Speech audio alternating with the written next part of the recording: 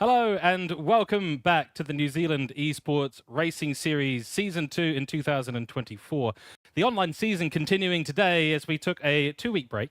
It was, I think I said, a 1-week break at the end of round 3, and actually 2-week break. We're back now, of course, for round 4. We've got 3 more rounds of online season racing before we head to our live finals on the 16th of November in Wellington. Get your tickets now. There's actually no tickets. You can come for free.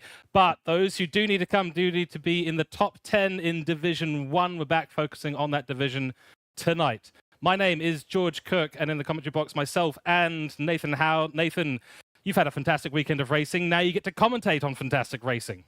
Mate, it's been good fun. Yeah. Hey, everybody. How are we all doing? We were doing the 24 hours. Well, it wasn't 24 hours, but it was a day-night endurance race at Hampton Downs, and we actually did have some of HomeCorp's own esports drivers getting behind the wheel and giving it a go. So it's cool to see that whole virtual to reality story becoming a bit more commonplace in the world. Obviously, 5-10 years ago, it was the stuff of movies or, very cliched sporting dramas. But, nowadays we're starting to see it happen a bit more often. And case in point, that's the grand prize for this championship too, isn't it? So, yeah, no, I mean, I enjoy sim racing, but just nothing beats doing it for real, eh? So, no, it's been a good weekend. Good weekend. Hope you had a time off too. I did indeed. I've had to, stop myself from doing the let's take some racing lines and driving a little bit too fast on public roads. We don't condone not using brakes around a corner through public roads. Okay, drive safe, wear your seatbelt. Very, very important. Stay on the track. You can take the occasional racing line when you know how to take a hairpin on public roads. Just do it respectfully to other drivers, right? Anyway, we're not here to talk about real motorsports, even though, as you said, it is a huge amount of fun. We're here to talk about our online season and the New Zealand Esports Racing Series. So let's get into a very brief overview once again of our season. 6 rounds of online season started 4 weeks ago, 5 weeks ago. I will eventually get math right on the stream. And that, of course, leads up to the live finals on the 16th of November. Championship points get earned at the end of the season for Division 1. Those carry over into the live finals. So if you finish at the top of Div 1, you get that little extra head start in the final championship, which is super, super important. Right now, though, division points are what counts. And there are Division 1 and Division 2. It's a combined lobby. That essentially means, well, combined point system. That means that Division 2 drivers can elevate themselves up into Div 1 and get a shot at that top 10. And we've had a lot of movement. We've had a few people who haven't been able to make races, some who've not had the performances that they would have expected. So it's been quite a dynamic system for us, not only in the framework of the system, but also in how people have moved around. We'll talk more about who's where in a few moments' time. Let's get to the sponsors, though, and get through this section. Very important to mention, of course, this year's NZ Esports Racing Series primary sponsor is Toyota Gazoo Racing New Zealand. They've generously put up a whole bunch of awesome prizes. The big one, of course, going to the grand final champion, and that is going to be a Toyota Gazoo Racing New Zealand factory-supported testing session in a Toyota 86 trophy car. So exactly what Nathan was talking about just a few moments ago. Bringing sim racers, skilled sim racers into a real car, seeing how they're going to fare. Very, very excited. Also, a big thanks to Respawn Esports Centre and Secret Labs, who are providing amazing support to the broadcast, the administration, and they will, of course, play host to the live finals in Wellington. Next Level Racing also providing some amazing prizes. The categories of those prizes have been announced. And we've got, I think, second place gets the GT rig and third place gets the haptics. And that's in the overall grand finals at the end of the live finals race. Let's go check it out once again, because these products never fail to make me think that is cool. Let's check it out once again.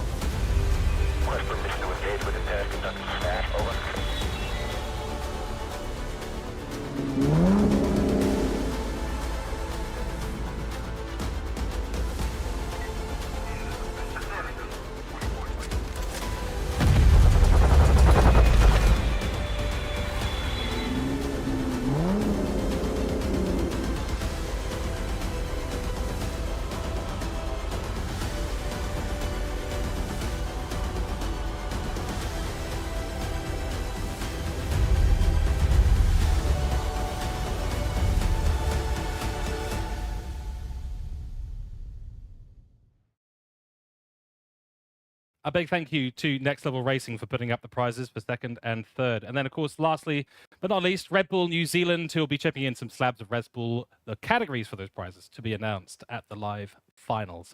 A big thank you to all our sponsors for this NZERS event. We couldn't do it without you guys. Thank you so much. Now, Nathan, let's start talking sim racing, because this is what we're here to do. Championship standings. So I've got them up right here. Currently still in the lead, Matthew McKeown. And then we've got Caleb, and we've got Simon Bishop, and we've got Lewis Atkinson, then Matthew Smith. So our top 5 looking pretty solid at the moment, but I think there's a lot to change as we go towards these last 3 races. Yeah, absolutely. And I mean, it's this particular round is going to be a bit of a bombshell because 2 of those top 5 are missing.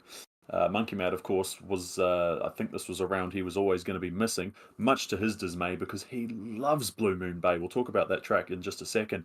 But also Caleb is not present tonight, so that's a bit unfortunate. But you know, we hopefully we'll see him back a bit later on. But the upshot is that two of the Div 2 drivers get the call up to compete with the big boys. So yeah, look, I mean, like you say, that top 5 is very close and very tight at the moment, and these absences will no doubt have implications on the standings. But you know, we've seen plenty of close, intense Toyota racing so far, so this isn't going to be any different. That's right. And interestingly, for the rest of the competitors in Division 1, you've got extra couple of slots there at the top 5. That's way more points to bank. So I think this really opens up the battle for P10 all the way down to P15. Going to be critical for those toward the bottom of that top 10 to really put in that effort. They can get good points this time and secure themselves that spot. It's going to be really, really important. The rest of the standings look like this. Reese Davidson in P6, Gareth Collier in P7, Ben McDonald in P8, Andre in P9, Greenless at Scotty Ray in P10. That's your top 10, who, if we finished the online season right now, would be going to the grand finals. But Campbell Knowles in it to win it, certainly in it to get into the top 10, that is for sure. P11 for Campbell Knowles, Olaf Flesch in P12, Ben Groves in P13, and Angus Allen in P14. We're going to talk about those two in just a second because they've gotten up in Division 1 on merit alone. Ben Groves, the 15-year-old driver, incredible work by him, won 3 Division 2 races in a row. So he has been the champion of Division 2 so far and finds himself now up only 3 places away from a live final spot. That's incredible work by the young man. Yeah, absolutely. And again, we've talked about it all season about the variety of drivers that we've got here, and they all come from different backgrounds. You know, some of them are really into cars in the real world. Some of them, you know, they've never even gone onto the track. So different ages, different backgrounds, different ethnicities. I mean, motorsports is one of the few sports where it really doesn't matter where you come from, what you are, who you are. All that matters is your talent and your skill behind the wheel. So it's awesome to see the young gun really showing some promise. And like you say, he's within range of potentially qualifying for the live finals. It is still early days. It's a bit early to make predictions. We've only just tipped over the halfway point in this season. So yeah, definitely going to be one to watch here at Blue Moon Bay. Certainly will be. P15, P16, that's Madison, Snyder, and Biswas. They get a bit lucky this time because of Monkey Matt and Caleb not participating in Div 1, both of them get elevated up. So that's Supra and Freelix. And I just saw a comment in Twitch as well, Freelix saying that their kids are watching and on mute and mock commentating. You guys, there we go. We have got some young and up-and-coming racers and also young and up-and-coming commentators. And I really like to see that because I'm a washed-out sim racer. So I'm all about the commentating now. So great to see some young talent coming up as well. Maybe give it a recording, send it in, and we'll maybe should do some sort of commentary competition at some point. We should see. Anyway, let's. Cool. I think that could be quite a cool idea. Anyway, feel free to commentate along, enjoy yourselves. It's going to be fantastic. We're going to get racing very, very soon. But just to clarify exactly what's happening, Monkey Matt away tonight. Caleb Birtles away tonight. Ben Groves and Angus Allen up to Div 1 on merit. Freelix and Supra up to Div 1 to replace those 2 Div 1 drivers in the top 5 who are not able to go out on track today. Okay, I think it is finally time for us to go and talk some information about today's race because we're getting really excited for this. Qualifying is on hold. We'll get it started very, very soon. So let's jump over to our slides and talk drivers because we've got 3 driver profiles. As always, Nathan Campbell Knowles, Bay of Plenty driver, got a top 16 in Superstars in the Nation/Manufacturer Cup in GT Sport. Congratulations. It's very good effort there. Also, a professional FIFA/EAFC player. That's very, very impressive. So he's doing two things at the national/international level. Very impressive. And he's studying marketing. That's, of course, airborne. And we've seen him do some great driving. So Yeah, really good to see him certainly. continue. Certainly, and I mean, he mentioned it before the series got underway that he's actually been out of Gran Turismo for the better part of a year, probably more like 2 years. And so for him to come back, and I mean, he's not winning races by a country mile, but he's certainly in the thick of it, which you'd think someone like that would be a bit more out of practice. But no, he's just he's gotten right. He's rolled up his sleeves and he's gotten right into the thick of it. So no, it's awesome seeing him. Really put the pressure on some of these guys who perhaps have practiced a bit more than him. Muscle memory never goes away, is what they say. Ted Brensell is our next driver profile today from Otago, the new entrant, of course, to the 2024 NZERS. He's experienced in club time attacks with the Queenstown Car Club, so I think he might have done a bit of driving before this as well. Currently working as an apprentice builder, that, of course, is Fatboy Hustle, and unfortunately no image for him today, so wants to keep the Stig-like profile going on at the moment. But he's also been one that we've had to keep an eye on. He's still got a chance of being up there in the top 10. Yeah, he's mysterious, isn't he? He is. It is fantastic. On to our third driver profile, and it is Olaf Fresh, the Manawatu driver, finished third in the 2023 NZ Esports Racing Split 2, winner of multiple GT SOC championships, which is a very impressive thing to do, and once got a sponsorship from Zandau Games, so it's a very interesting place to get a sponsorship from, but not many out here with sponsorships. Clan Fever, of course, and that is the best picture I've seen so far. He's got a very interesting take on the bonnet cam, doesn't he? So I'd like to see him do a time attack or an autocana or something, driving like that. But yeah, no, he's a good rooster. We met him last year at the live finals last year, and yeah, he's just a character. His partner and my partner are now besties, so it's yeah, he's one of the personalities in the grid for sure. Certainly. Some say he drives a real car from bonnet view, and I can't make up the rest on the spot. So we're going to move on. Car information, Nathan. Of course, it's the Toyota 86 Group 4 car, which we will continue to use. Stunning car so far. It's been such a consistency a challenge for all the drivers so far. I'm so stoked. Every time we go racing with this Group 4 car, the racing gets better and better and better. It never fails to disappoint. It never fails to amaze. It never disappoints.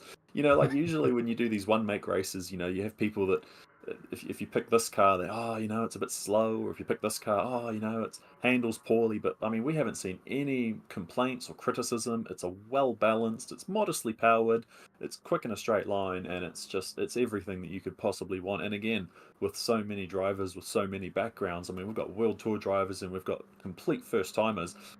Everyone's in with a shot, isn't it? So it's yeah, there is really no better choice of car for this absolutely thrilling series. That's right, and of course, top speed, 270.4 kilometers an hour. I don't think we've quite seen the cars get up to that point just yet, but close to it. Might see them get reasonably close today at Blue Moon Bay, because that's where we're going. And some say, no, I won't do another joke for the stick. Blue Moon Bay, Infield A. It's still A. I'm in a rhyming mood today. 3.35 kilometers here, 10 turns, some fantastic corners, lots of camber, lots of things to be looking out for in terms of braking zones. And there's some tricky places you can cut the track without getting a track limit warning too, which is going to be key. You've got some information, though, about what this fictional Gran Turismo track is based on. Yeah, so once again, this is a fictional track, and we've been singing the praises about Gran Turismo and the team at how they really are good at making completely fictional tracks that are just so much fun. I mean, how good was the Kyoto race, right? And this one is more of a take on the super speedway, similar to like the Daytona road course. But yeah, the general speculation, the NASCAR fans of Gran Turismo seem to think that this is based on Pocono, which I'm not too much of a NASCAR fan, so I don't know what Pocono's like, but this one's apparently a bit bigger and there's a bit more banking, but I mean, it's just such an awesome track. You've got your nice little tight twisty section, that epic long banked speedway straight, and then turn one, I reckon, is the big talking point, because I mean, you'll see it very shortly when we go to quali. It goes from banking to flat, and that really unsettles a race car when you're fully loaded braking from 270.4 kilometers an hour, George. But there we go. yeah. So We're in the States for this one. We're set in, what is it, Half Moon Bay in California. So, doorstep of Laguna Seca. And what a perfect day for racing. No rain, no worries on the forecast, just good old-fashioned super speedway racing. Which we absolutely love. Of course, turn one, as you said before, surface transition with heavy brakes need perfect timing. So our track info specialists have absolutely nailed it with that one. That's absolutely right. Turn 6, slow hairpin, useful for making overtakes. Yeah, big braking zone as you head underneath the overpass there, and it's a tricky little area because it switches immediately into turn 7 and 8.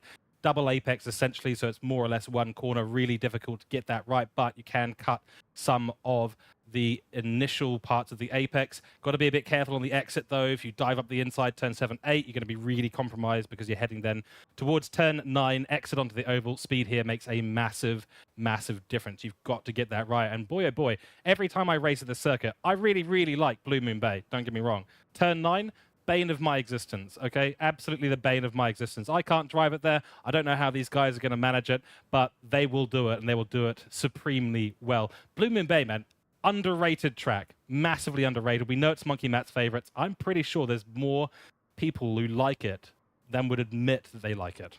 Well, that's just it. I mean, Gran Turismo Sport never had Daytona, right? So this was it. If you wanted a super speedway, if you wanted that sort of road course flavor, right, this was it.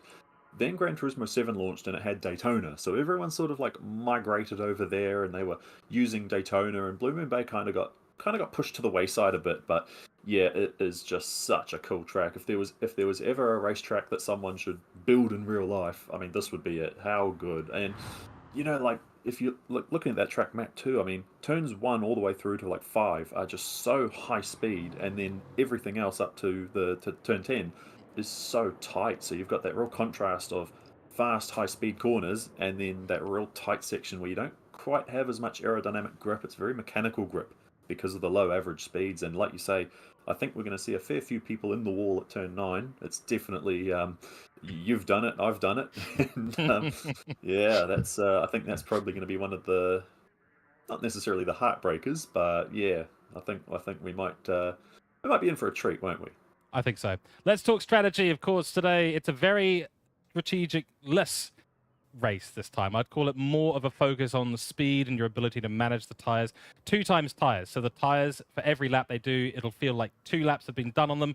Only the racing hards expected today. So no mandatory tire requirements outside of using a hard tire. That said, with a 27-lap race we've got today, only 20 laps expected on these hard tires. However, as we well know, every single time we make a prediction here in the commentary box, the drivers go and prove us wrong, and they extend the life by 5, 10, 500 laps. It's incredible what they do with a set of tires. Racing hards today going to be very durable for this long race, and especially with those banking corners that put a lot of pressure on those right-hand side tires. It's going to be where most of the wear ends up. Fuel times 6, a slightly less fuel consumption here today as well. This is all about speed. It's all about consistency and making really good overtakes at a track like this with this kind of setup. Yeah, this is definitely one of those tracks that's going to favour the tyre savers, so that the people that know how to sort of get a bit more mileage out of their tyres, and fuel as well. Let's not overlook fuel. 6 times fuel, that is a fair bit. It's not heaps, but it's certainly, there might be a bit of fuel strategy come into play. I'm just looking, I can't really see too many. I mean, the banking corners are easy to sort of point the finger and go, oh, those are the tyre killers. But other than that, it actually seems pretty well balanced. I don't think we're going to see one particular tire really get tortured, because it's yeah. But do you push hard and make a stop, or do you sort of take a bite out of your pace and potentially try and no stop it? I mean, we've seen braver strategies in the past, haven't we? So it's yeah, there's hey, look, again, every time we say this is the strategy, and then these, like you say, these guys prove us wrong, and all we're going to have to do is wait and see, aren't we? Yep, that's exactly right. So, tonight is a fuel saver, so we've got to keep out an eye for the fuel. It's going to be a key thing because the tires are not going to be a massive worry, likely to be extended.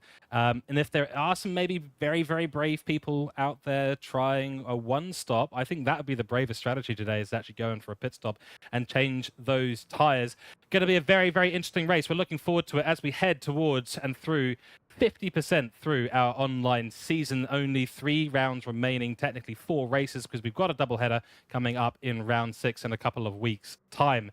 Nathan, I think we are pretty much ready to now go out on track and get our qualifying session started. I'm so keen to see the racing today. We're back, 2 weeks break. It was way too long. I'm so keen to see the racing. So we've got the qualifier starting in a few moments, and let's see who can make it to the top. Will it be Matthew McEwen? Will Simon Bishop make a return to the top step?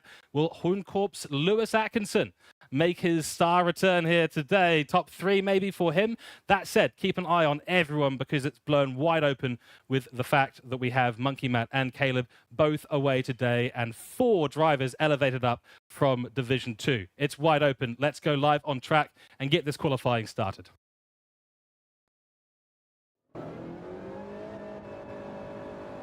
Okay, and here we are in Blue Moon Bay. This is the pit lane, long pit lane on the left-hand side of the track. Exit, of course, just on the left-hand side of the main braking point into turn 1. Don't have to brake too much through this section, but you've got to make sure you got the trail braking just in the right zone. If you do miss that, you do end up doing that, which is exactly what Big Head Ted has been predicted to do today. Certainly. And we forgot to mention about that too. Ted actually took this very car, this 86, he entered it into a drifting competition, and he actually, by all accounts, he actually did pretty well. So, you know, it's interesting seeing some of these guys come up with slightly more creative uses for these cars in the off season, or in the sort of the mid break. He can drift it pretty well, but now obviously he's going to want to avoid doing that because he wants to set a quick lap, doesn't he? And you don't do that going sideways, unfortunately.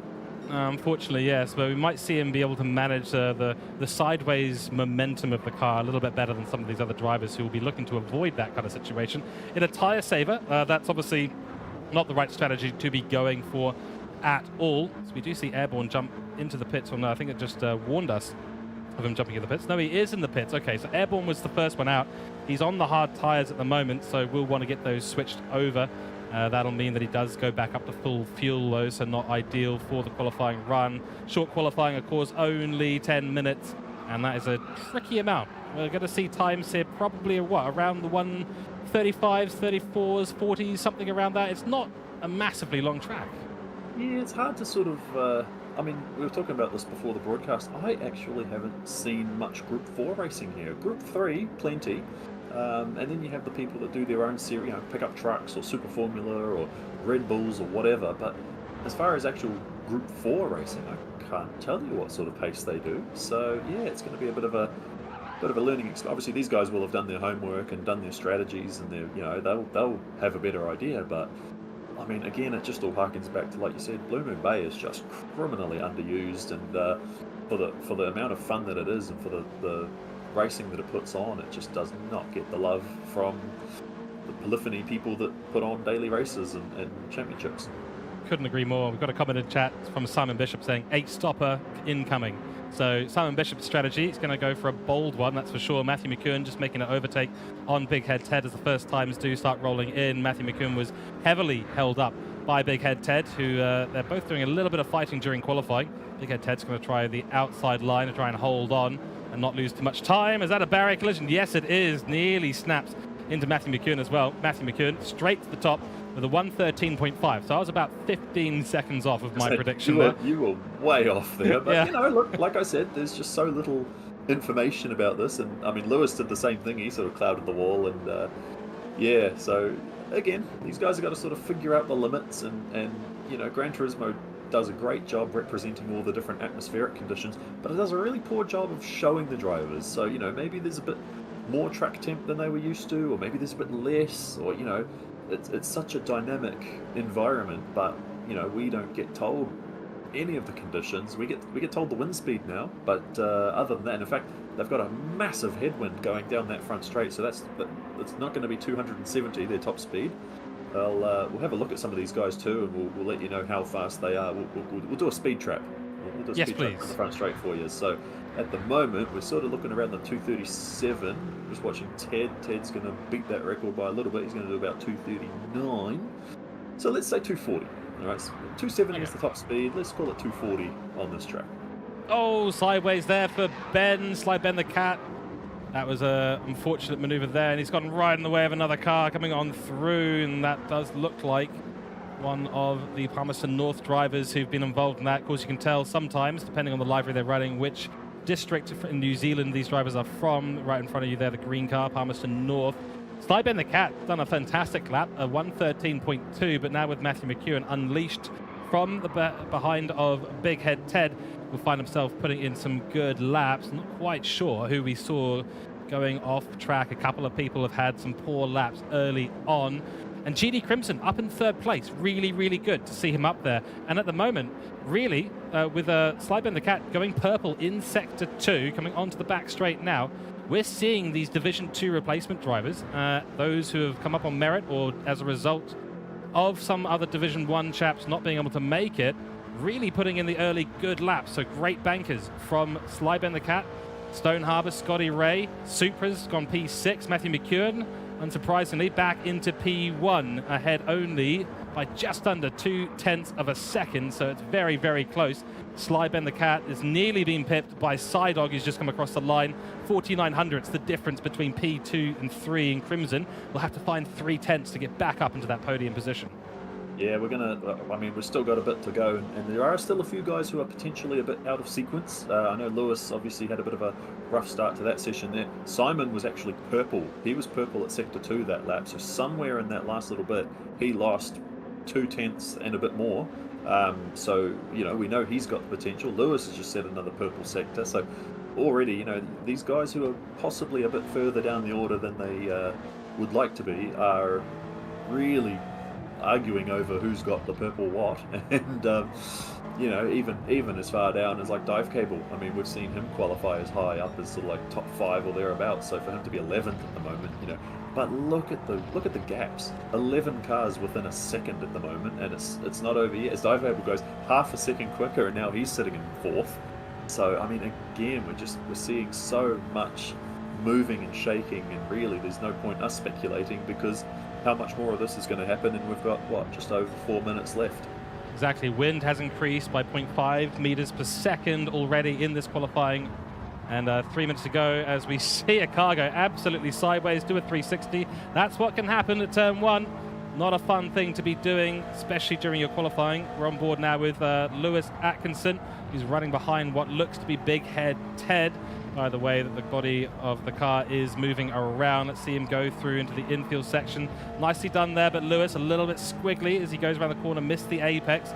And just, as you said there, the qualifying time so close. A short track like this really brings the field together. Lewis Atkinson drifting his way into turn 6. Impressive, looks great, not fast though, so he's going to have to fix that up, running a little bit behind the dirty air, and that has let a Mobil 1 liveried car just come on through too. So he's got 2 cars ahead.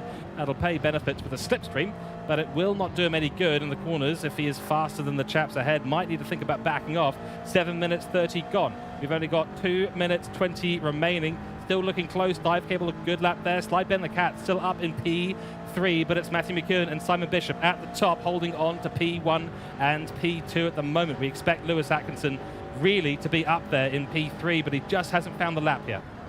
Yeah, and he'll be getting a bit frustrated as the sort of laps tick away. I mean, like you say, it is a very fast lap, so he'll probably have about 2, maybe 3 more laps if he can just squish in there. You know, some of these guys cut it really close to the last lap timer, but I mean, he's got plenty of gap behind him, so he's probably going to want to try and give these guys a bit of room, because nothing worse than trying to pull a quali lap and you've got traffic in front of you, because then if they bottle their lap and they abandon it, then potentially they risk endangering his own lap. So it's, I mean, again, look, there's such a, it's always hard to sort of find your own little plot of real estate, because you need to be fast enough, but then the problem with being fast is that you catch up to traffic, isn't it? So it's, yeah, look, he won't be wanting to stick around Simon too much longer. He's going personal bests, but again, he's already lost a fair bit there. And see, again, they're really cutting the that corner there. It's probably, there's only really what, 1 maybe 2 corners where you might get done for track limits. So again, they got to play carefully in that regard. Actually, one thing I haven't taken note of yet is, where is the penalty line? Oh, the penalty line is just on the start to the speedway section, so that's going to be murder. If you get a half a second penalty and you lose all your momentum on your run to the straight, I mean, obviously, George, you talked about how the straight, that the speed difference is really going to play a factor in the pecking order of this race. And yeah, one penalty would absolutely murder you for that lap. You'd get gapped by just about everybody. It's going to be really tricky. Of course, wall collision penalties are off, but track limit penalties are very much on. I think, yeah, as you said, only a couple of places you can really get it. Turn 7, 8 is definitely one of those areas you need to watch out for, because you can cut the track. You're encouraged to cut the apex as much as possible, but mostly I think it's going to be self-imposed non-penalty time inflictions, because you're going to be hitting the barrier, as we've seen them do here today. You said turn 9. It's going to be a key area to look out for, because the margins of error on the exit are super, super thin.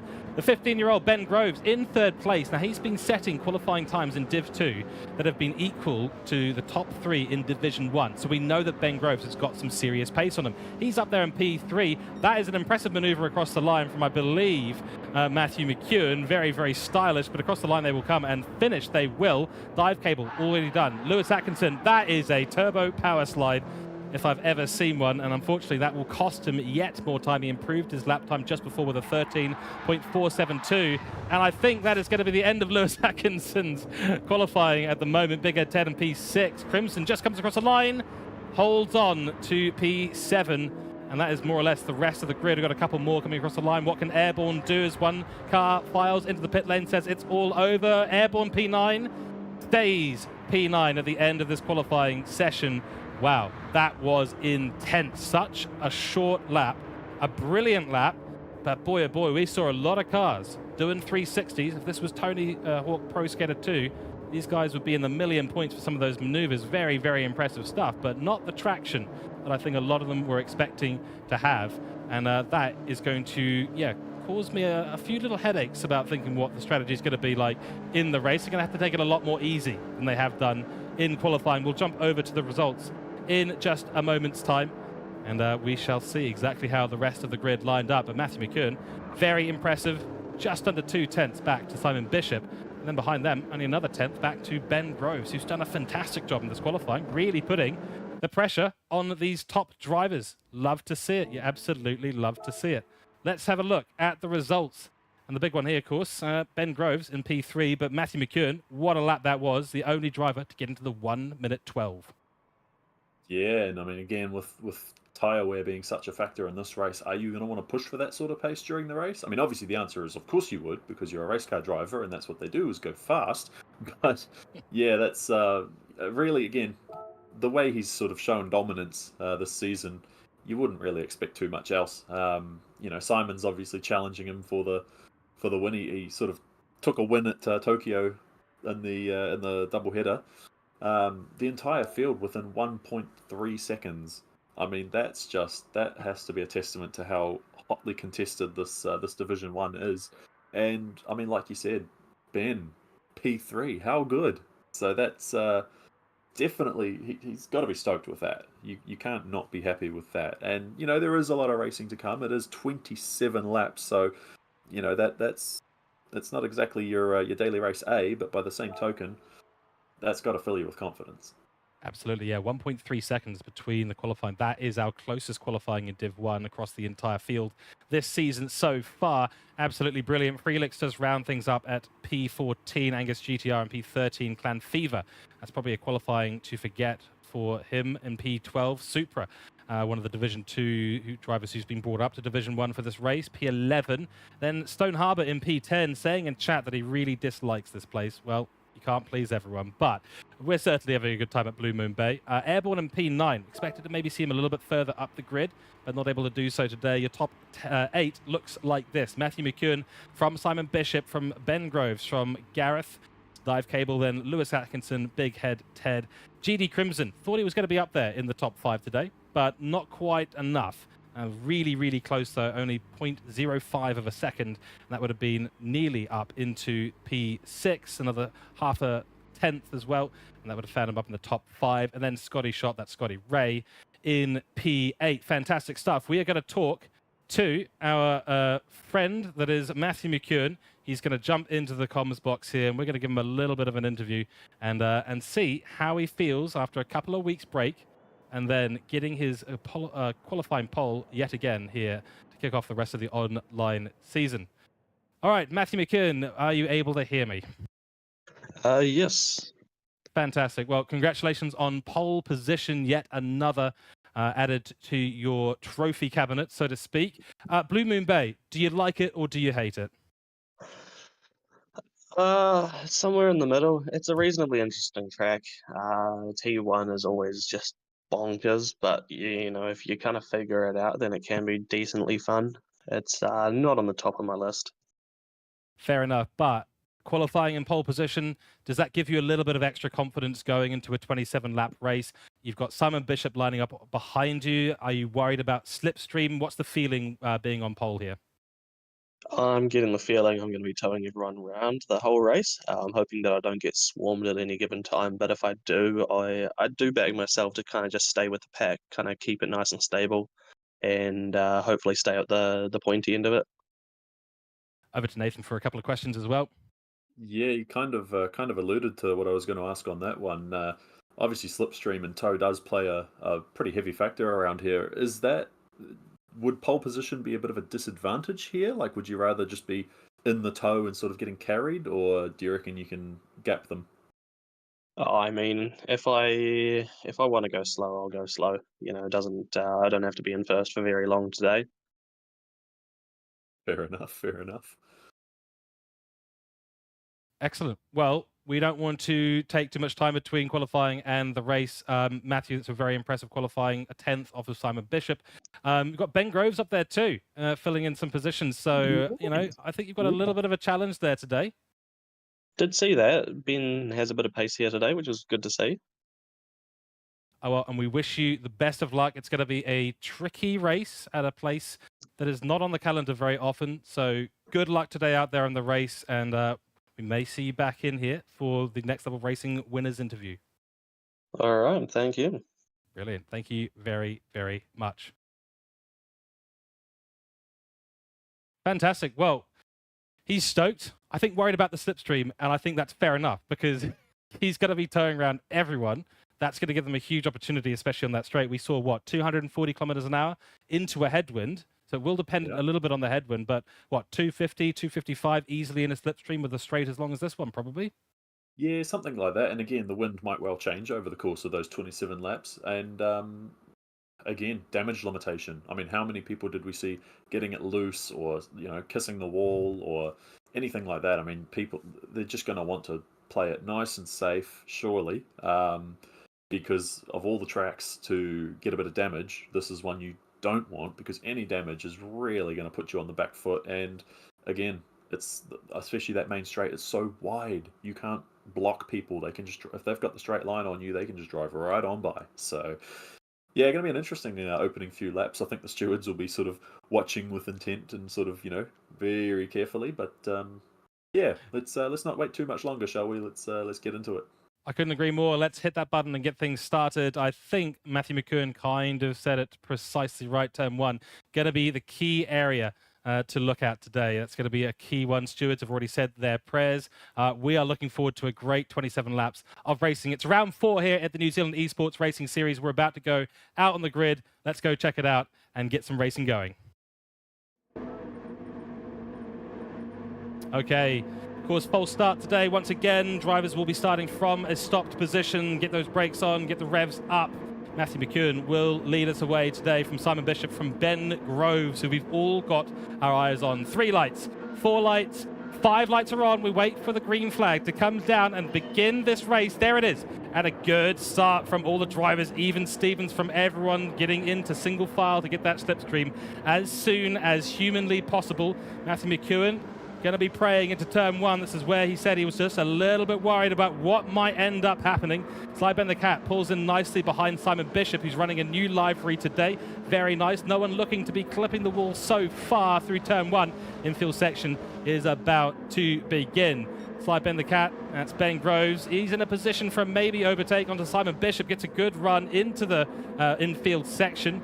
Turn 4 right there, now heading down through the straight and under the bridge. Turn 5 and into this hardest braking zone. Who's going to go for a move early? Let's see. There is a move there. Looks like HC Lewis has made a move on Dive Cable. Bit of contact though, and Dive Cable will retain that position. Lewis, instead of gaining a position, will unfortunately lose a position.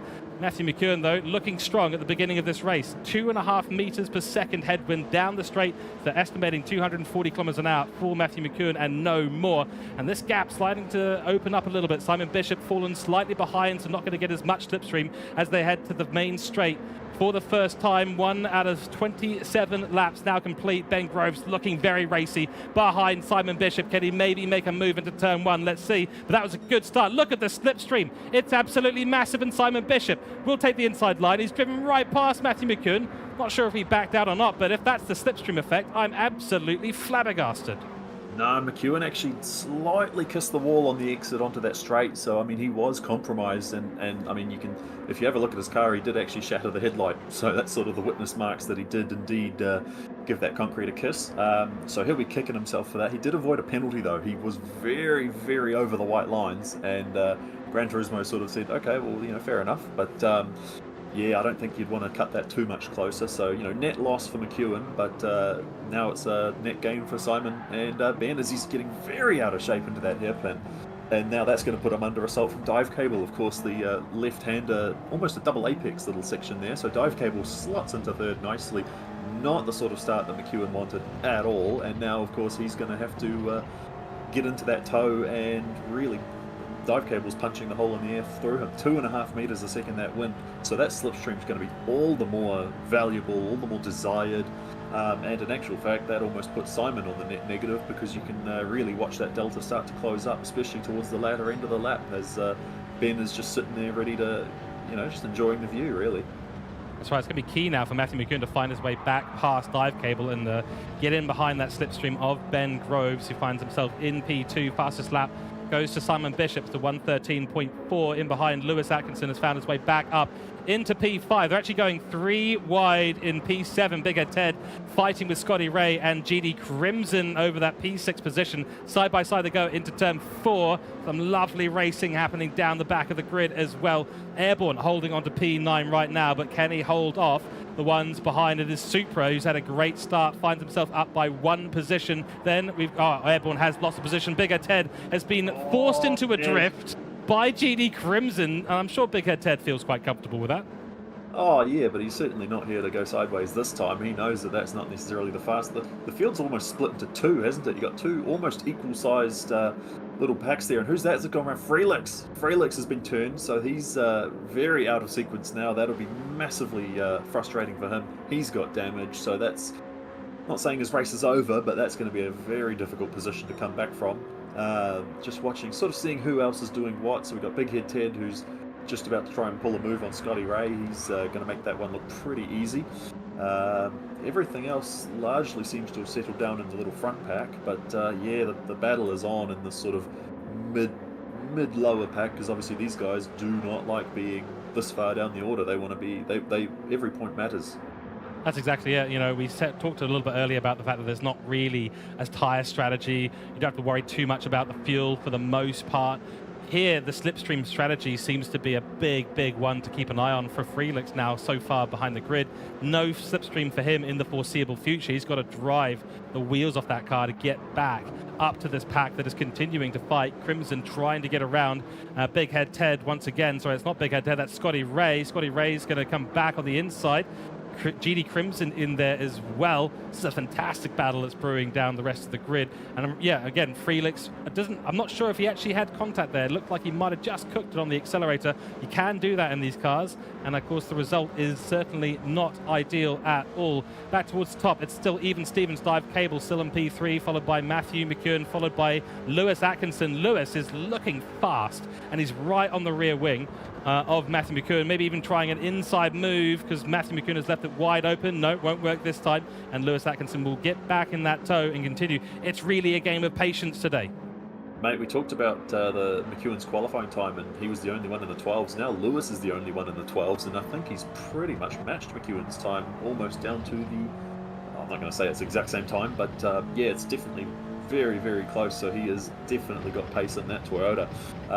Obviously, the downside to that, though, is that you do burn up your tyres, and we've seen that story play out a couple of times in the past. Caleb at Brands Hatch comes to mind, where he was absolutely rapid, but he just ran out of tyres and ultimately couldn't put a could put up a fight when it was handed to him. So he'll have to be a bit careful about choosing when to push and choosing when to sit back and sort of let everyone else squabble. But yeah, he's definitely in the box seat to make some serious gains if one of these guys come to blows or have a mistake. So definitely probably the place to be.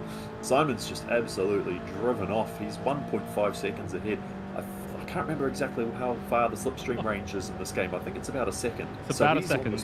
He's almost broken the tie. Look at this, 3 wide. What the heck is going on here? These guys are absolutely right. Like no calling. Oh, and there's a bit dodgy there from Ben. He sort of. It's a big accident. It's a big accident. And Ben Groves has been turned around. Dive cable involved in that as well.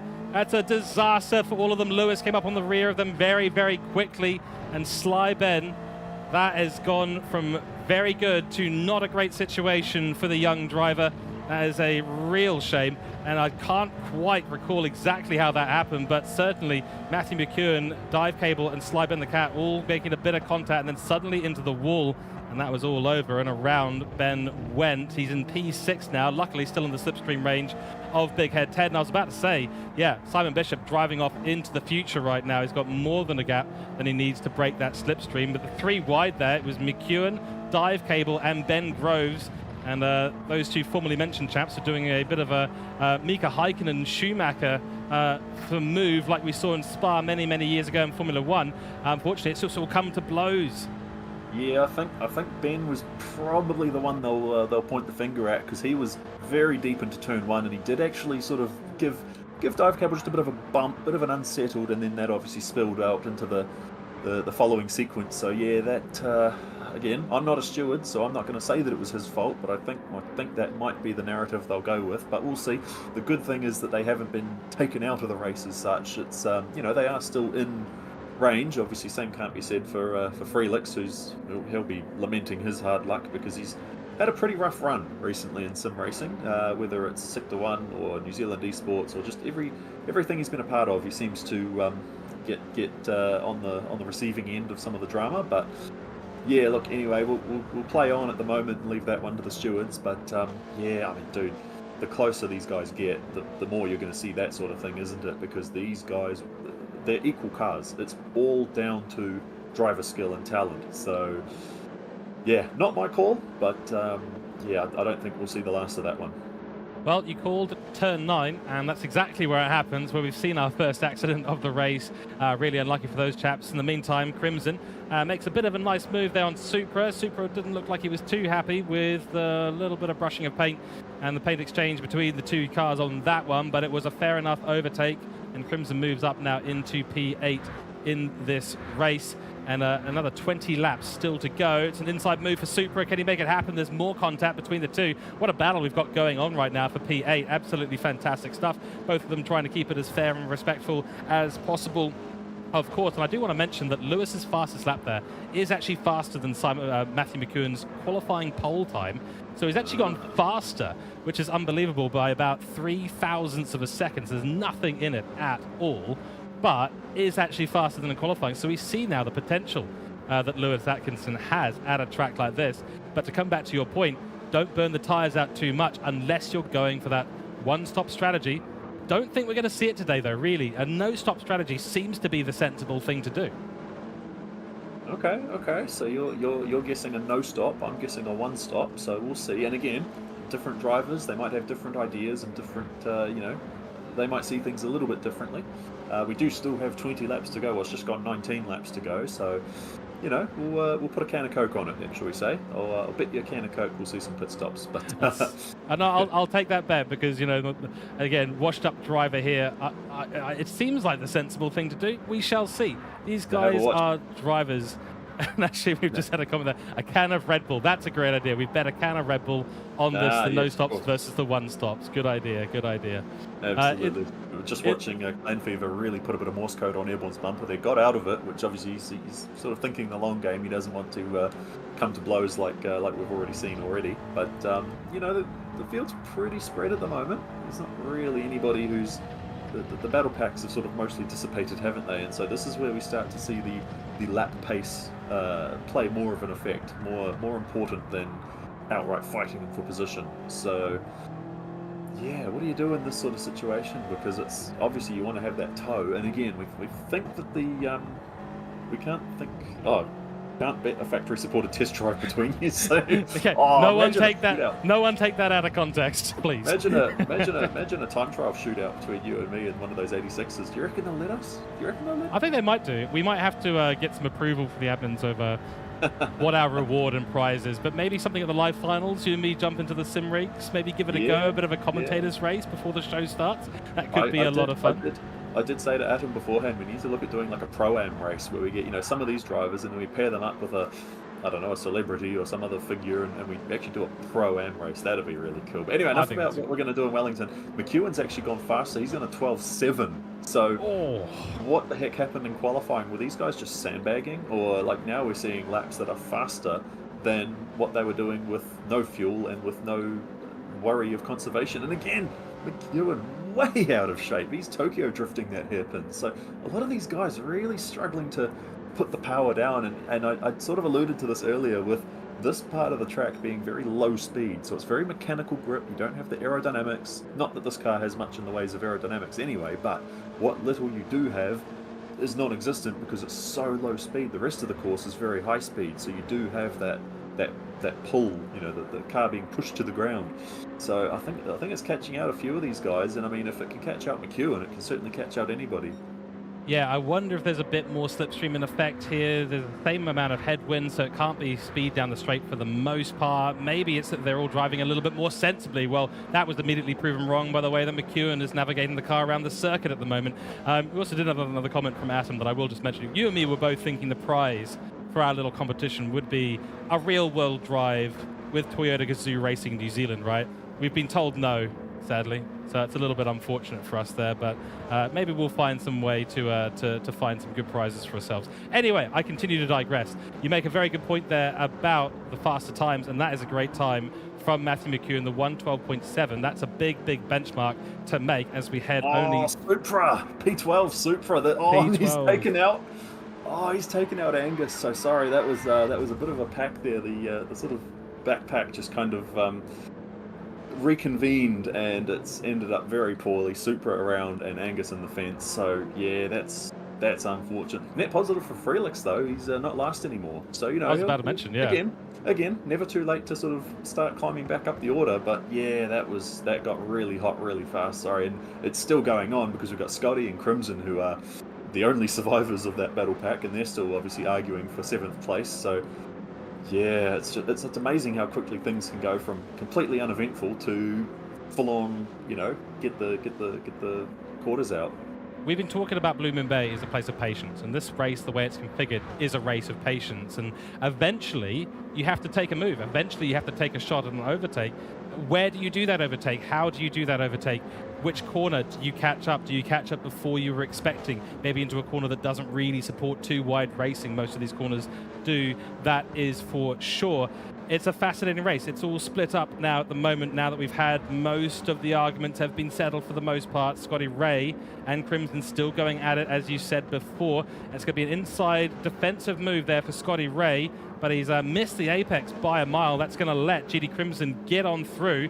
Question is, can he hold on to it through 7 and 8? Yes, he has done so nicely. Wide line for Scotty Ray as he heads to the back straight now, and that's going to be advantage Crimson, but look how close Scotty Ray is. That is going to be a good position for him. Down the main back straight, just needs to get through turn 9 and 10 cleanly, which he does a little bit slow there, so we've fallen off the back of Crimson. Crimson's going to give him a nice toe down the main straight, and we are being told we are going to be looking at pit window soon, so I think I owe you a can of Red Bull just by the thought of it. I was just going to say, I think you sort of owe me one there, because I've just realised that there's no way they're going to do 27 laps on a tank of gas. So we've been talking so much about the tyres, but we've completely overlooked the fuel situation. So, that's, hey, look, again, and the fuel burn is actually pretty even. I mean, there are some people that have got a bit more fuel than others, but yeah, you're not going to do 27 laps on that sort of tank of gas, unfortunately. So I think we'll be coming up to, yeah, sort of probably the next lap or two, we'll start to see those first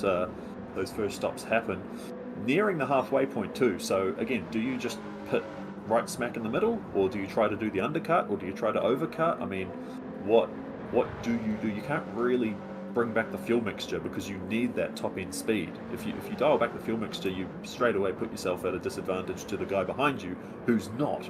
So it's very, you know, like, again, these guys have done all the math, and I've said before, I am terrible at thinking of strategy on the fly. If I've pre-planned my strategy, I try my best to stick to it because I don't do change very well. If something else happens and all of a sudden this is the option, it's you know, it's not my race. But yeah, we should see a few pit stops coming in soon. I'm gonna guess. I'll bet you another Red Bull. I reckon Stoney will be the first to pit.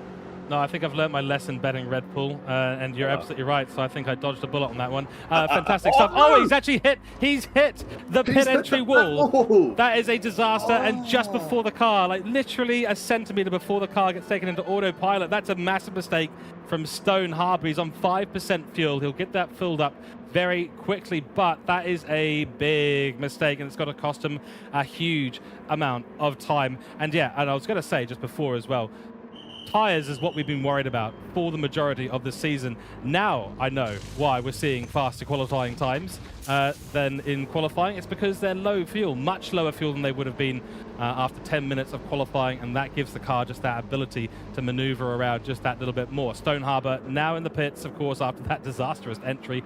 We'll have to see how much that time that is going to cost them. Angus GTR, Freelix at the bottom of the grid right now, P12, P13. Whether they're ahead or behind of Stone Harbour will be a question. Supra done some really nice driving today, holding on to P11. Clan Fever up in P12, then Airborne. He's still holding on to P9. This man has had a quiet race for the most part. Crimson, Scotty Ray jump into the pits, 5% fuel apiece.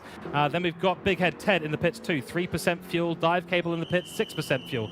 Then it's Slyben the Cat, now in P4, was in P6 after that incident earlier on.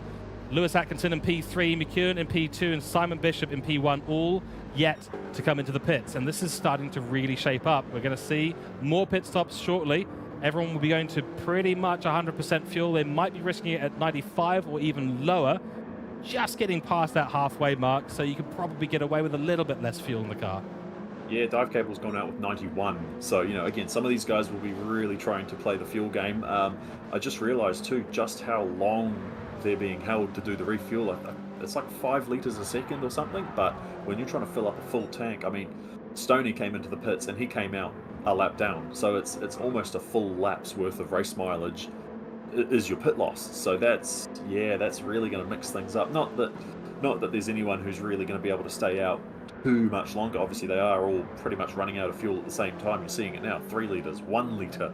Sly Ben's just come in, 1 litre. So these guys are really getting every last drop they can. But yeah, I mean, it's got to be a little bit nerve-wracking when you're just sitting there and there's nothing you can do about it. You have to wait.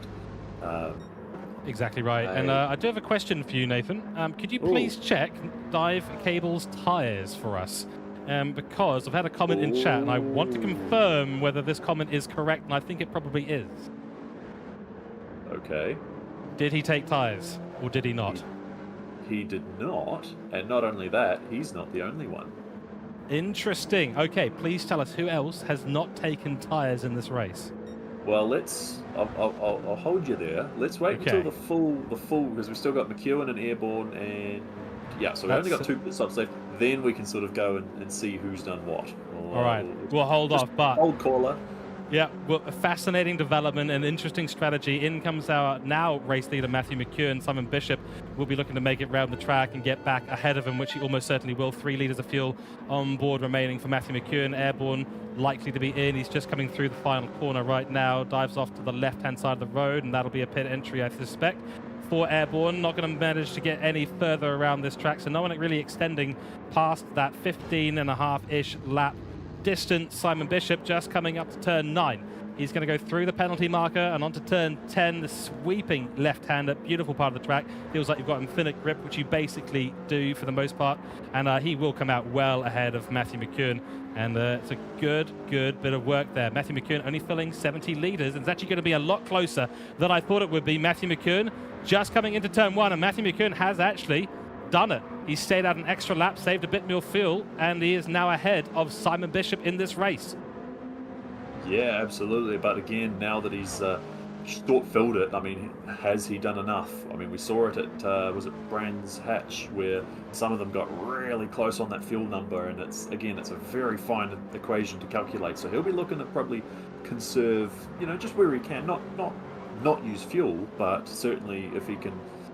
He doesn't want to do a Jamie Wynn Cup in 2014, does he? Because no, he know does how not. that story played out. Right, so let's go through the field and see who did and who didn't, because that is potentially one of the decisions that's going to really change things up. So McEwen took tyres, so he's spit out ahead of Simon with fresh tyres, and with there's a bit of a question mark over did he take enough fuel.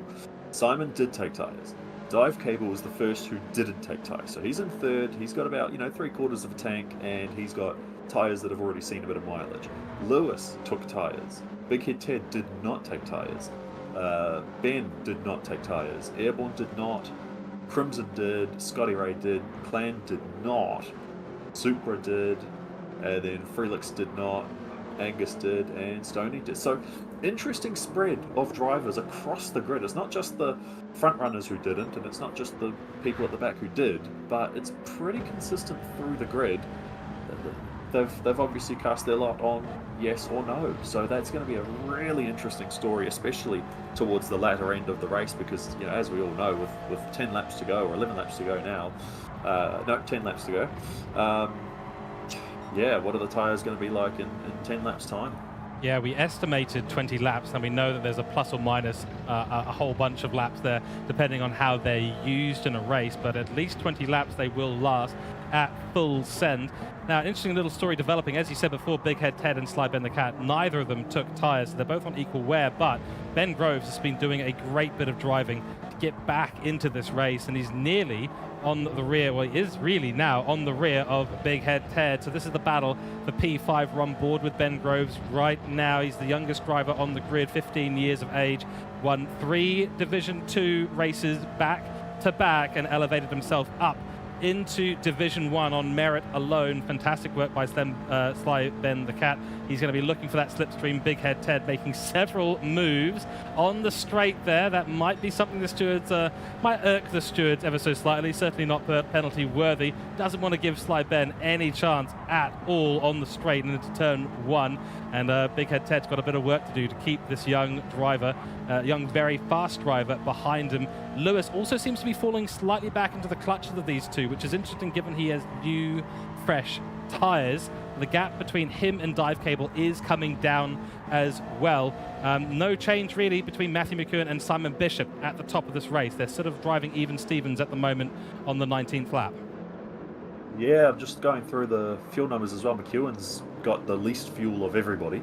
So again, we really hope that he's calculated that number right too. And I mean, you talk about Ted and Ben. Just look at how hard it is for them to really keep those left-hand turns. I mean, again, we saw it at the Kyoto race with the tyre killers. Some of the people just could not grip the road the way that other people could who had looked after their tyres better. So interesting that Lewis is falling back to them. But I mean, hey, look, there's still a bit of time in it for him to, focus up and make one last push. And I mean, Dive Cable is leading the did not take tyres class. Yeah.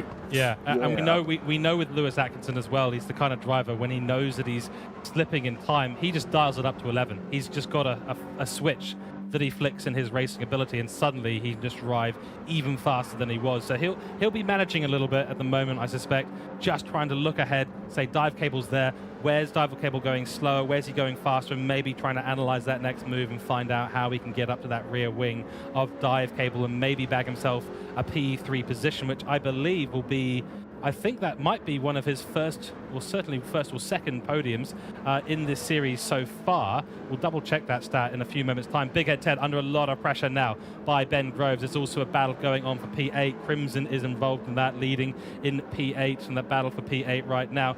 This could be a really good opportunity for Ben Groves. Let's keep an eye on this. It's a good exit through turn 9. Yes, it is for Ben, not so much for Big Head Ted. And the slipstream is going to start taking effect right now. Will it be enough though for the young driver, and will Big Head Ted be able to drift his way to success here and hold on to that P5 position? Let's keep an eye. More swerving on the main straight. So 113.9 by Ben Groves. Not close enough for a position gain in turn 1 at the moment. No, not quite. And I've just noticed too, the wind has actually picked up. It's actually even stronger than it was previously. So they've got even more of a headwind to fight on that front straight, which also means that the toe is that much more valuable. So, you know, like it's, yeah, you want to be close enough to benefit on that toe, but you also don't want to be too close that you, like if you're going to get close, make a move, get it done. You know, you don't want to dilly-dally, you don't want to sit around. I mean, we saw what happens if you get too many cars within a proximity for too long. It ends in tears. And yeah, I mean, that's just such a, and it's for top 5 too. Top 5 is where you really want to be if you're wanting to head start the opposition in the live finals, because of course we do have those live finals points up for grabs, which, you know, some of these guys are racing to win, some of these guys are racing just to qualify, and then some of these guys, yeah, they just want to secure some points ahead of Wellington, because that is, again, that's a whole nother dynamic to the pecking order of things, isn't it, George? But it is, yeah. I mean, look, we're starting to see a few of these, you know, a few of these guys are, they've done a few laps now. Some of those tyres are looking pretty second-hand, but then obviously the fresh tyres aren't exactly fresh either. So McEwen 12.6. So McEwen once again taking another 10th out of it. But mind you, he took tyres and he's got a lower fuel load. So I think I think we can understand why that one's happened. That said, Matthew McEwen now has a 3.6 second lead over Simon Bishop, and that has absolutely grown. Was hovering just under 2 seconds, closer to 1.5 seconds. So he's done the work that he needs to do, and that fastest lap is going to be something that Simon Bishop does not want to see. Oh, mate, and that's got to be a little bit demoralising. But again, Simon, like with Lewis, you know, Simon can sort of look at the delta and go, all right, what's the gap to McEwen? Where's he slower? Where's he faster? Nice consistent times actually across the board. I mean, Simon a 13.1, 13.1, 13.4. You know, it's like there's just such a consistency across the grid too. You can really see who's dialed in and punching out the laps and who's, you know, possibly a bit on the back foot. You know, like we sing praises about Blue Moon Babe. That's not to say that it's everyone's favourite. So, you know, there are a few mixed receptions about whether it's a good track or not. But just because we say it, you know, we're sitting up here watching these guys. Or if I was in this race, I'd probably be getting cream.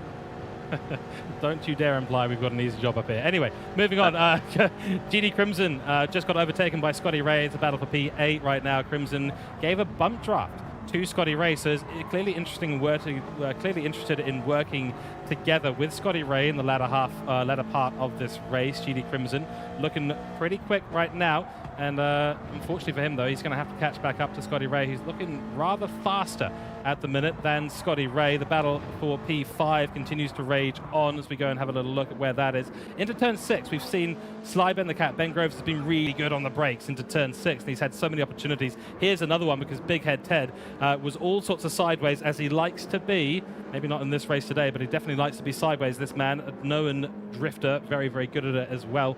But that is costing him big time, and Ben Groves just needs to hold on, but he hasn't got quite enough. This might be a little bit better this time round for Ben Groves, but I don't think it's close enough. So he probably needs to start focusing on the exits just that little bit more. Big maneuver by Big Head Ted. He is swerving all over the track on the main straight.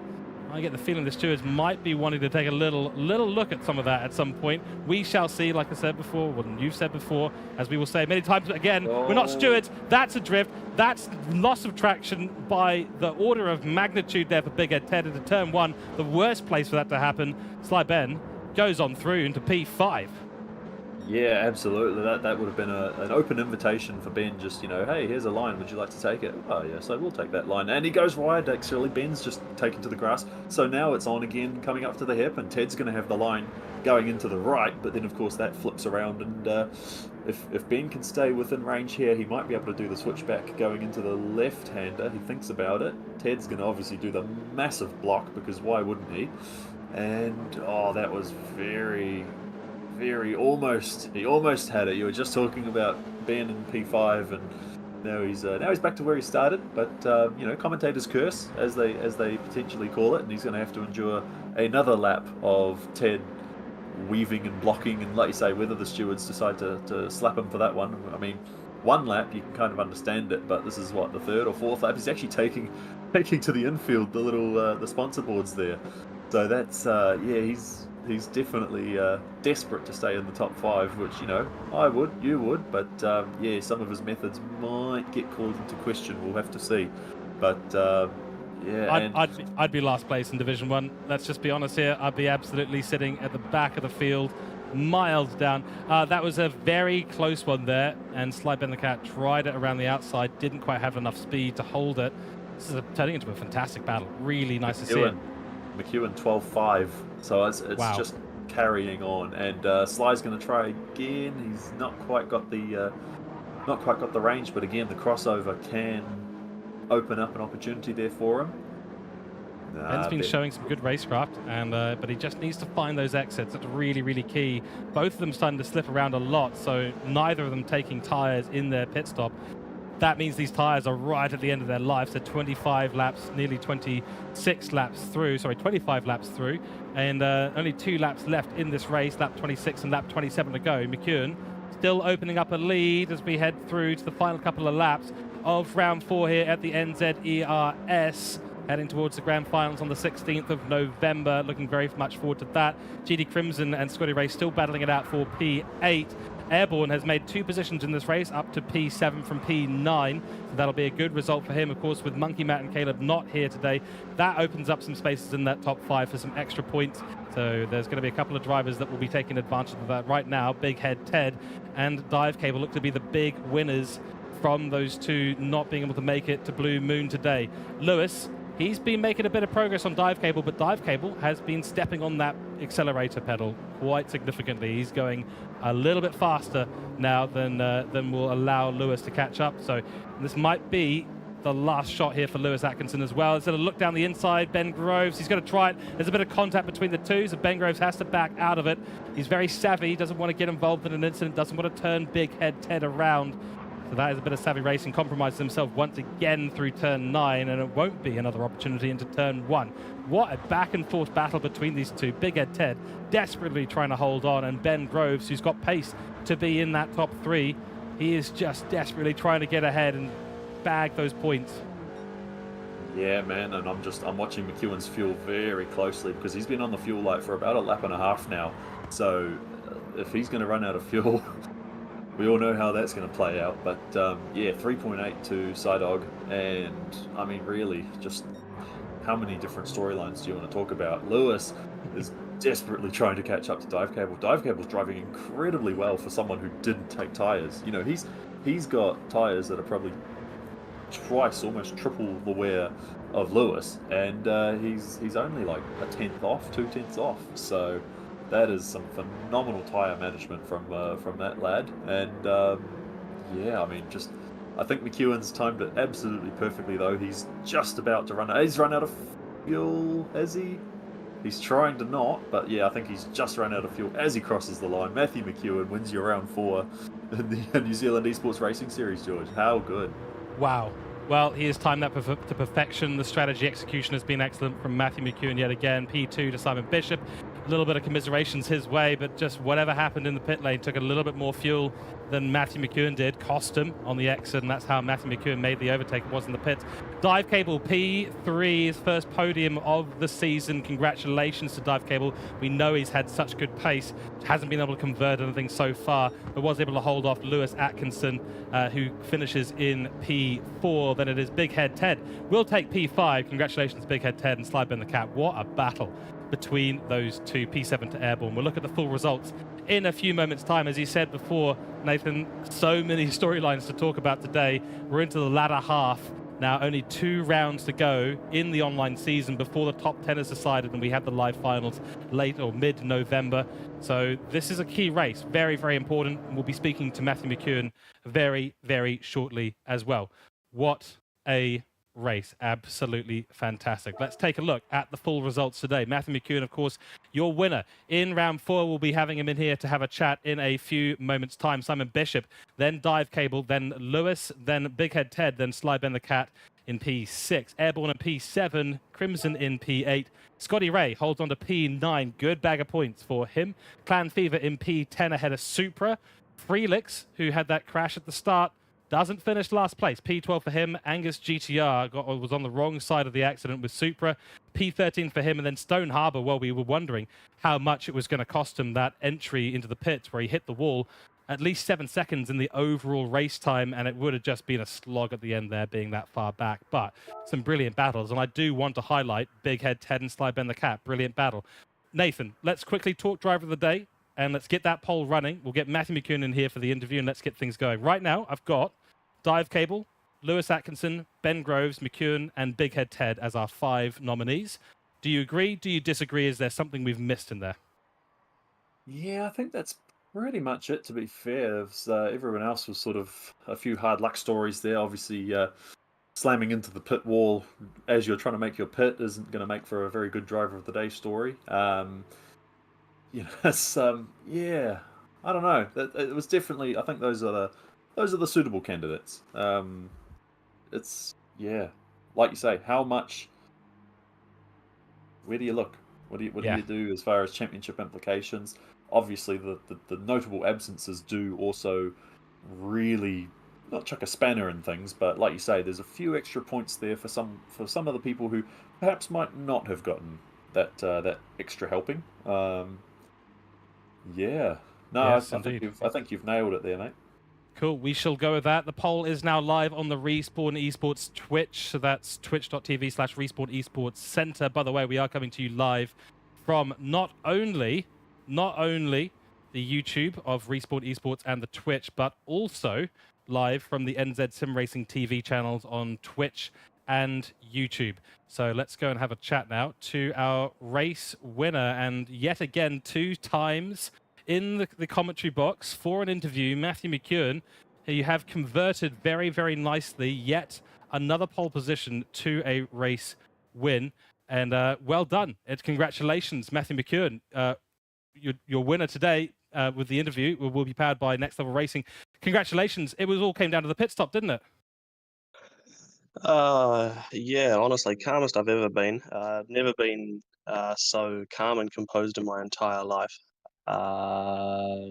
Yeah, no, I'm kidding. That was absolutely horrible in the first stint. But yeah, the pit stop obviously helped quite a lot. It seems like the strategy wasn't really to save fuel. You probably noticed I went really, really hard on the fuel saving early on, and then I just realized, hey, this is not going to work. And so, lost a few positions to that. And then, of course, did get a little bit in the pits. It wasn't really an awful lot, though. Yeah, it seemed like a fair amount, just given the relative positions of Simon and yourself when you went in and came out of the pits. But it's interesting, the start of the race, as you said, that turn 1 was always going to be tricky. Looks like you clipped the wall on the exit of turn 10 at the end of the first of the second lap, and that's what let those 3 get on pass. Of course, they had a subsequent accident, so you ended up with only 1 car to essentially pass, but you did do it in the pits. The gap was sort of 2 seconds-ish. So as you say, it wasn't a lot. Could have come down to a couple of litres at the end of the day, but I believe you refueled to 70 litres or thereabouts, and I don't think that was... It was close at the end. We were talking smell of the oily rag right at the end of there, at the last lap. Yeah, I did actually. I decided to push just because I felt like getting the fastest lap. I thought I had a lot more in me because I ruined quali and I just wanted to make sure that I actually did have some pace. So I went and burnt some fuel and then realized, oh, hold on, okay, I'm coming into the last couple of laps, and I got 1.8 liters laps left of fuel. Better be careful now, and just about made it to the end. Yeah, we did see the gap come down. It was at its peak about 4.2 seconds, and we were ready and waiting because we saw you with less fuel, thought you'd be fuel saving a little bit more, but you'd done the math absolutely right, something that we're completely incapable of doing here in the commentary box, any kind of math. Every time we make a prediction here, we go, oh, hold on, no, someone with a better brain for mathematics will figure it out. You are one of those people.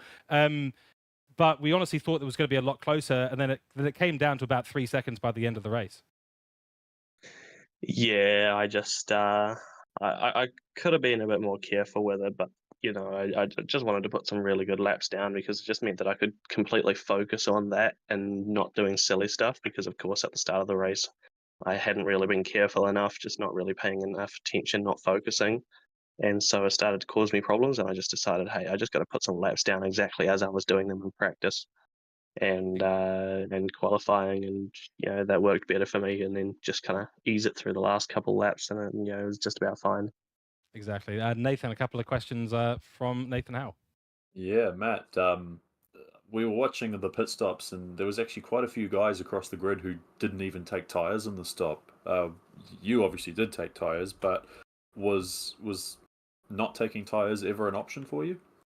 It was. I haven't actually learned an awful lot about the newest tire model that the game's running, and so I wasn't really very confident. And I figured the safest option was just to make sure that I was on the best tire. I knew that the worst that could happen if I did that was just to run, just to lose an extra couple seconds. And since I knew that I was going to be coming out with a bit of extra fuel on Simon, saving a bit of time on fuel, I figured that I could probably stay close enough with the tires, and if he didn't take tires, there was going to be at least some differential. But I just decided to take the least risky option. Yeah, yeah. And what happened with that start too? Because like of all the drivers in those first 2 laps, you were about the net loss. So what happened there? Uh, well, yeah, it was pretty rough. I decided that I wanted to save a bunch of fuel. I can't remember if I actually did hit the wall in the final corner on lap one, Yeah, you but grazed it. I saved a lot of fuel on that straight because I just decided that I wanted to be behind people and not just towing everyone around for a free go around the track every lap, saving fuel behind me. And so, I decided I was going to be that sleaze instead. And so, yeah, it didn't really work out because instead of being in third behind 2 guys who were working together really well for a moment, Dive Cable ended up in the mix as well, and ended up starting to lose Simon for a bit. And I was thinking, oh no, I've blundered this completely. And so I had to just start kind of like, just making my way through the pack. It was obviously very nice of those two to just kill each other. And then, yeah, when they did, it was obviously just kind of, just a bit of a time trial at that point, just kind of putting down laps, trying to catch up to Simon. No, fair enough, fair enough. Well, the next we are going to Suzuka, I believe, which is a very technical course as opposed to this one, which was a bit more sort of, easy for lack of a better term. You reckon? Yeah, something like that. Yeah. Are we going to see a bit more Unique, McEwen domination? maybe. Suzuka's going to be interesting. I think that it could actually be mildly less chaotic just because things like turn one here were just absolutely incredible for causing a bit of chaos. You can lose 5/10 there. When you think you get a decent line, you go slightly off, you hit the angle the wrong way, and you're just gone. And the final corner as well. I don't know how many people were hitting the apex there, but I was very scared of that, so I stayed miles away from it. Sensible So to do. Suzuka could end up being maybe a little bit less chaotic. Obviously, it is very technical, like you said. So, still lots of time to be made there. Well, It is, for of the here course, and one the of those now. tracks that is more well known, though, as well. That's the key thing. People know that Mm, track a Yes. lot better than they do Blue Moon Bay. The margins at Blue Moon Bay are very small. But at Suzuka, we've all been off track a million times at Suzuka. Yep, yeah, it's some people's favorite track, and it's gonna be their baby. So it'll be interesting to see what happens because of course you get a few people who absolutely love it, absolutely love it, absolutely hate it. I'm kind of in the middle. I just kind of drive it, just drive whatever comes up, really. well, you heard it here Excellent. first, guys. This Suzuka race is anyone else's. So no, well, you've converted a pole. You've converted a pole to a win. So good job for that one. And yeah, we'll catch you next week. All Yes, right, thank you. thank you very much, Matthew McEwen. Excellent work, of course, getting himself pole position, fastest lap, and amazingly, the race win as well after clawing it back. After a brilliant bit of racing too, and there was some great racing from around the track. We do have results from the Driver of the Day poll, which may load on the screen, it may not. It doesn't look like it is, but I can tell you that it was Ben Groves with 4 votes. It takes home the Driver of the Day today. So Ben Groves, congratulations, mate. It's your first race up in Division 1 after winning 3 races in Div 2. Certainly showed some great pace today, and that battle with Big Head Ted was epic. It was definitely the one putting the most pressure on other drivers too. It will be interesting to see if the stewards do care about Ted's weaving and all that. But look, again, that's out of our hands. Yeah, another I know thrilling. I know what Big Head Ted's going to say if he gets called to the steward's room. I was just a bit of innocent drifting. Yeah. No. Drifting on a straightaway. So, Yeah, yes. yeah. No. Fair Yeah, good but stuff. hey, look, it's another awesome night's worth of racing. This series just never ceases to amaze, never ceases to entertain, and we hope you guys have been enjoying all of it. We have one more full round and then one more double header, and then we get to rendezvous in Wellington. There we go. Ben Groves in chat saying thanks. Well done, young man. Done a really fantastic job today. Congratulations on driver of the day. Congratulations to Matthew McEwen. Took qualifying pole, took the race win, and fastest lap. The trifecta completed by Matthew McEwen today, and we congratulate him for it. Well, that is time for us to now head off. Thank you all for being in Twitch, in YouTube chat. We really appreciate all the viewership today. As Nathan's just mentioned, next week, Suzuka, going to be a great race, a full-length race at Suzuka. And then the double header in round 6 to finish off the online season at Watkins Glen and Dragon Trails. It's going to be a really, really tight one, especially down towards the bottom of that top 10. The points are still really, really close. And we shall see Monkey Matt and hopefully Caleb back at some point as well. We know Monkey Matt will definitely be back for round 5, and we're looking forward to seeing exactly what happens. It's been such good racing here today at round 4 in the New Zealand Esports Racing Series. We have a big thanks once again to all of our sponsors, Toyota Gazoo Racing New Zealand, Next Level Racing, Resport Esports, Streamlabs, and Red Bull. Thank you all so much. And a big thank you to yourself, Nathan Howe, for being in the commentary box, providing the analytics and race hosting as well. It's been fantastic. And I think that's pretty much it. Last words from you, and we'll head off and go and get some rest. Yeah. No, this is definitely going to be a thrilling conclusion to the season. So we'll see you next week in Suzuka. Brilliant. Thank you very much. My name is George Cook, joined here by Nathan Howe, and we are very pleased to have brought you the commentary tonight. We will see you next week. Join us 1 week's time on all the platforms, Respawn Esports, Twitch, YouTube, New Zealand Sim Racing TV, Twitch, and YouTube for more racing action as we barrel rapidly towards the end of the online season. And we'll see who gets the top 10, who takes the points home and joins us in Wellington on the 16th of November for the live finals, all chasing after that grand prize of a real-world motorsport drive with Toyota Gazoo Racing New Zealand. This has been the New Zealand Esports Racing Series. Thank you all so much, and we will see you in a week's time. Goodbye.